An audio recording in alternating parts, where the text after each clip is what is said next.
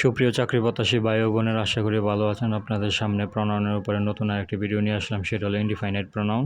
তো indefinite pronoun বলতে আমরা আসলে কি বুঝি, এর উপর থেকে বিভিন্ন চাকরি পরীক্ষায় প্রশ্ন আসে এবং যারা বেসিক দুর্বল তারাও এই ভিডিওটা দেখে নেবেন।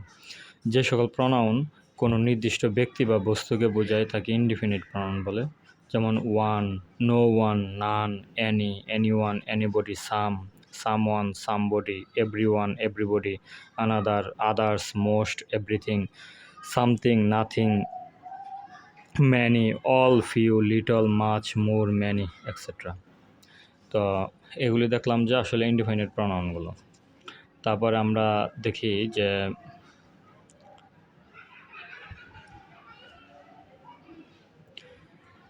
নিয়মটা হলো one of, no one of, every one of, any one of, some of, এদের পরে প্লুরাল নাউন বা প্রনাউন বসে এবং সিঙ্গুলার ভার্ব বসে।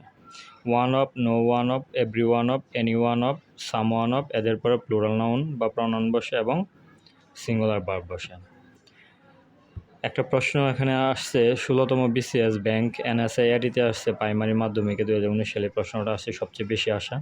Which of the following sentence is correct? One of my friends are lawyer, one of my friend is lawyer, one of my friends is a lawyer, one of my friends are a lawyer. এখানে প্রশ্ন হল one অফের পরে plural noun বা pronoun বসবে, এরপর singular verb বসবে। অতএব অপশান সিটি হলো সঠিক আনসার। তারপরে আমরা পরের অংশে দেখি ইনডিফিনিট প্রনাউন সম্পর্কে আরেকটু বিস্তারিত। ওয়ান যদি সাবজেক্ট হিসেবে ব্যবহৃত হয় তাহলে তার পজিটিভ কেসটি সর্বদাই ওয়ান্স হবে, মানে অ্যাপোস্ট্রফির সাথে অ্যাড যুক্ত হবে। একটা প্রশ্ন আসছে, 23তম বিসিএস বাংলাদেশ ব্যাংক এটিতে আছে 13তে সোনালী ব্যাংক অফিসার ক্যাশে 2018 জাতীয় সংসদ সচিবালয়ে এই প্রশ্নটা আসছে যে one should be careful about her, his, the, one's duty. তা এর সঠিক উত্তর হলো ডি, ওয়ান্স ডিউটি। কারণ ওয়ান দ্য যদি সাবজেক্ট হিসেবে থাকে তাহলে এটা হবে ওয়ান্স ডিউটি। ওকে, তারপরে আমরা তৃতীয় যে নিয়মটা সেটা দেখি যে one of, no one, every one, everybody, nobody অথবা এ পার্সন অ্যান্টিসিডেন্ট হিসাবে ব্যবহৃত হলে, অ্যান্টিসিডেন্ট মানে হলো নাউন বা প্রনাউনের যদি পূর্ববর্তী হিসেবে ব্যবহৃত সেটা, তাহলে পজিটিভটি সিঙ্গুলার অথবা হিজ বা হার হবে। আবার বলি যে one of, no one, every one, everybody, nobody অথবা এ পার্সন অ্যান্টিসিডেন্ট হিসেবে ব্যবহৃত হলে পজিটিভটি সিঙ্গুলার অর্থাৎ হিজ বা হার হবে। Everyone should respect dash parents, তাহলে ওয়ান্স হিজ দেয়ার ওন, তাহলে এভরিওয়ান এগুলো যদি থাকে তাহলে সবসময় সিঙ্গুলার প্রনাউন পজিটিভটি বসবে, হিজ প্যারেন্টস। অতএব এটা উত্তর হলো বি।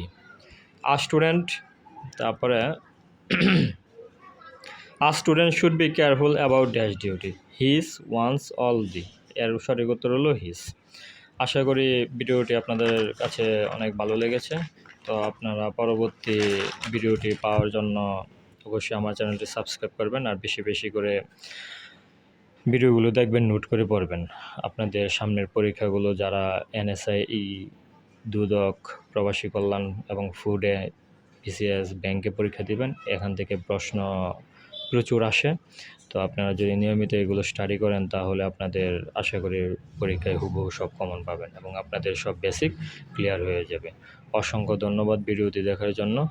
আমার পরবর্তী ভিডিওটি দেখার জন্য চ্যানেলটি অবশ্যই সাবস্ক্রাইব করবেন এবং শেয়ার দিয়ে সবসময় পাশে থাকবেন। অসংখ্য ধন্যবাদ।